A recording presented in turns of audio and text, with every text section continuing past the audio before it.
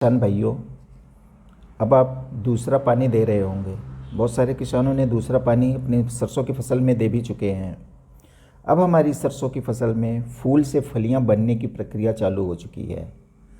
हमारी फसल के लिए यही समय सबसे ज़्यादा क्रिटिकल होता है। यही वह स्टेज है जो हमारी फसल में अधिक पैदावार को निर्धारित करती है। दोस्तों, फूल से किस तरह फलियां बनती हैं, पौधों को स्ट्रेस व पाला से किस तरह बचाएं, उत्पादन लेने के लिए कौन कौन सी सावधानियां बरतनी चाहिए।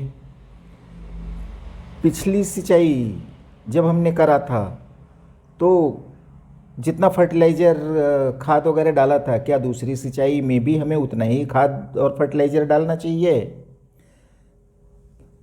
ये सारी चीज़ें हम इस वीडियो में आपको कवर करेंगे। जब हमारी फसल में फूल से फलियां बन रही होती हैं, उस समय हमें कौन कौन सी सावधानियां बरतनी चाहिए, खाद पानी किस तरह और कितना डालना चाहिए। आज की हमारी पूरी वीडियो में ये सारी जानकारी होगी।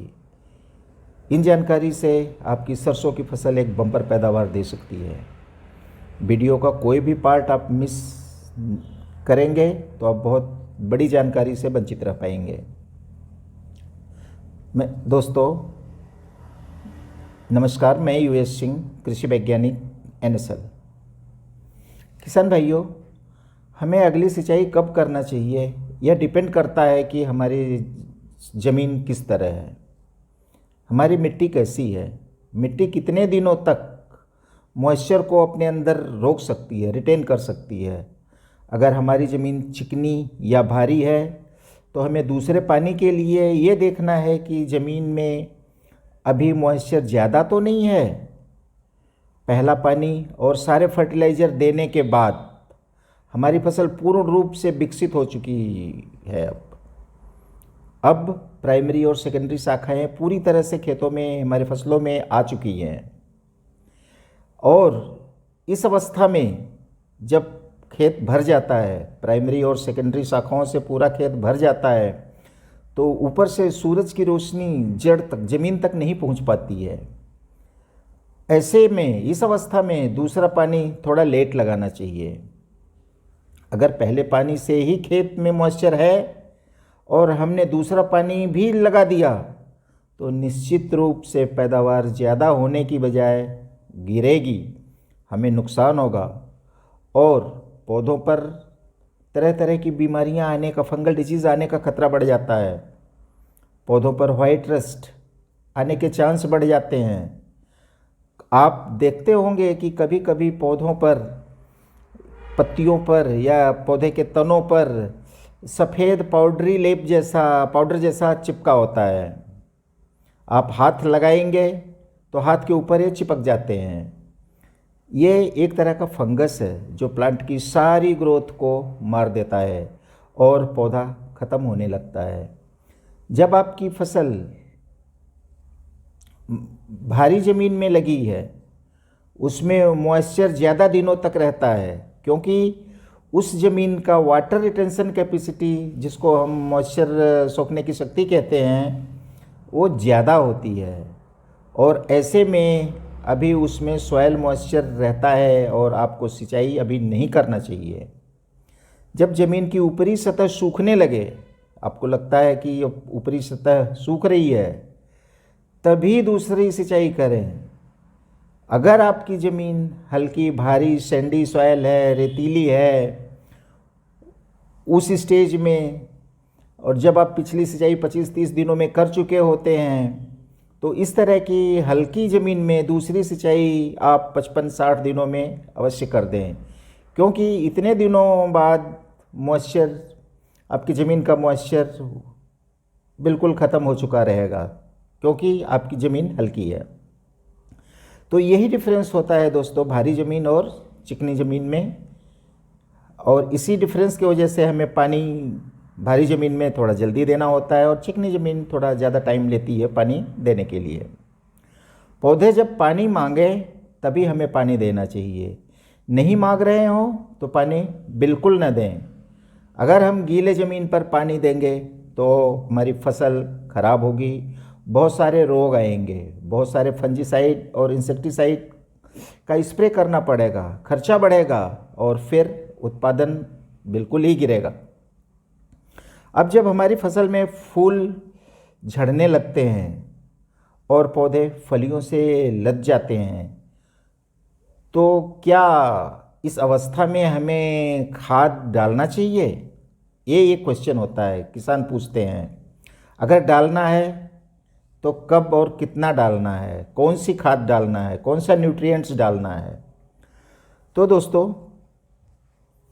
पहली सिंचाई में जिन किसान भाइयों ने अच्छी सी सारी खाद डाला है, urea, sulphur, SSP, basal dose में सोइंग के समय डाला है, तो निश्चित ही उनकी फसल, आपकी फसल बहुत अच्छी होगी। क्योंकि पहली सिंचाई के टाइम जो जो पौधों को न्यूट्रिएंट्स की ज़रूरत थी वो आपने डाल दिया, आपकी फसल बहुत ही अच्छी होगी।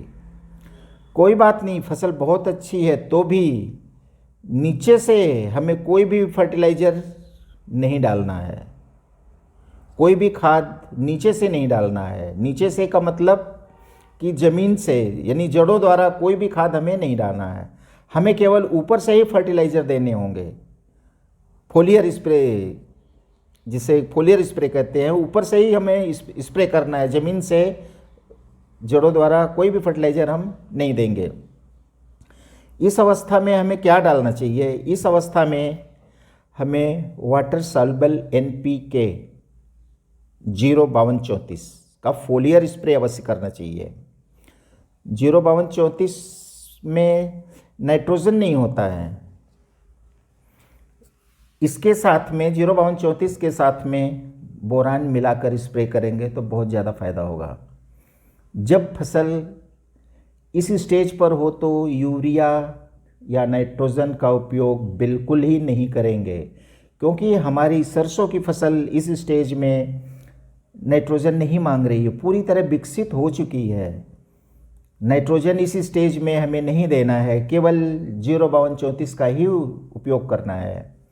इसमें नाइट्रोजन नहीं होता है, 0 होता है, 52% फास्फोरस होता है और 34% पोटेशियम होता है। फास्फोरस और पोटेशियम का रोल भी हम आपको बता देते हैं, ये क्या काम करते हैं फसल के लिए, सरसों फसल में इनका क्या रोल होता है, थोड़ा सा उसके बारे में भी बताते हैं।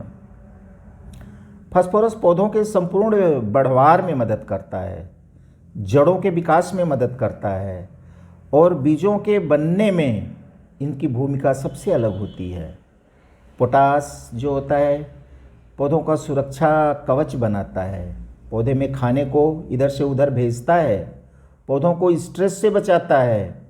कम पानी हो या ज़्यादा पानी हो या ठंड हो, धूप हो, इन सभी से पोटास जो है पौधों को बचाता है। पौधों में फूल व फलों की संख्या भी बढ़ती है। पोटास से दानों में चमक भी आती है, चमक भी लाने में सहायक होते हैं, पौधों में दानों का वजन बढ़ता है। इस तरह यह फसल का उत्पादन बढ़ाने में बहुत ही सहायक होता है और आपको भरपूर पैदावार देता है। बोरान पॉलिनेशन में काफ़ी हेल्प करता है।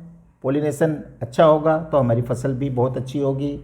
बोरान फसल को कई रोगों से भी बचाता है, फसलों को फल में, फूलों से फल में बदलने में बहुत सहायक होता है। इसलिए 05234 के साथ बोरान का स्प्रे जरूर करना चाहिए। अब हम कुछ विशेष सावधानियां, हम अपने फसल में कुछ विशेष सावधानियां बरतना है हमें। इस समय पर आपकी फसल पर ज़्यादा ओस दिखेगी, टेम्परेचर डाउन रहता है, ओस ज़्यादा रहती है। जब इस स्टेज पे हमारी फसल होती है तो कोहरा ज़्यादा रहता है, ओस ज़्यादा रहता है। ऐसे में हमेशा यह डर बना होता है कि हमारी फसल पे कोई फंगस, कोई बीमारी न अटैक कर दे।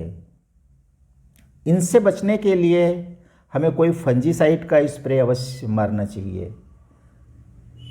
कौन सा फंजीसाइड बढ़िया रहेगा?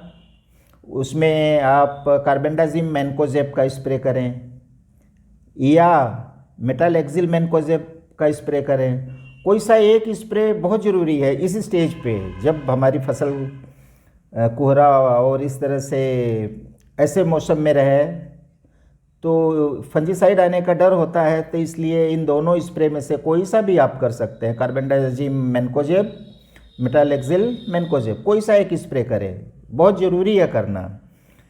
इस स्प्रे से फंगल डिजीज़ के आने का खतरा कम हो जाता है। जैसा कि आप जानते हो कि सरसों एक शीतकालीन फसल है। जब टेम्परेचर काफ़ी कम होता है तो सरसों के ऊपर पाला मारने का खतरा ज़्यादा बढ़ जाता है। जब हमारी सरसों की फसल पर पाला जमने लगे उस समय में हमें सल्फ़र का स्प्रे अवश्य करना चाहिए। ये सल्फ़र, ये इंडोफिल कंपनी का एक सल्फ़र है, शेयर बोल के आता है सल्फ़र। ये लिक्विड सल्फ़र है, 40% का इस पे स्प्रे करते हैं। सल्फ़र का क्या काम होता है पौधों में, थोड़ा सा इसके बारे में भी हम आपको बताते हैं। सल्फ़र पौधों के लिए बहुत उपयोगी तत्व है। जो हमारे 3 मुख्य तत्व होते हैं, नाइट्रोजन, फास्फोरस और पोटास, तो सल्फ़र को कई लोग NPK के बाद चौथा मुख्य तत्व मानते हैं। अब देखिए इतना इम्पोर्टेंट ये होता है। इसकी ज़रूरत अमीनो एसिड, प्रोटीन और तेल बनाने में बहुत ज़्यादा होती है। दलहनी व तिलहनी फसलों में इसकी सबसे ज़्यादा ज़रूरत पड़ती है। सल्फ़र एक फंजीसाइड है, एक इंसेक्टिसाइड है और एक मीटीसाइड जैसा भी काम करता है ये। तो दोस्तों, अगर ये सब सावधानियां आप समय पर करते हैं और बताए गए फर्टिलाइज़र और न्यूट्रिएंट्स को सही समय पर डालते हैं तो आपकी फसल निश्चित रूप से स्वस्थ, सुंदर और बम्पर उत्पादन देने में सहायक होगी। तो दोस्तों, आपको यदि यह जानकारी अच्छी लगी, वीडियो को लाइक करिए, शेयर करिए, अधिक से अधिक किसानों तक पहुंचाइए, ताकि इस वीडियो के द्वारा वो भी लाभान्वित हों और अपनी फसल से बम्पर पैदावार ले सकें। धन्यवाद।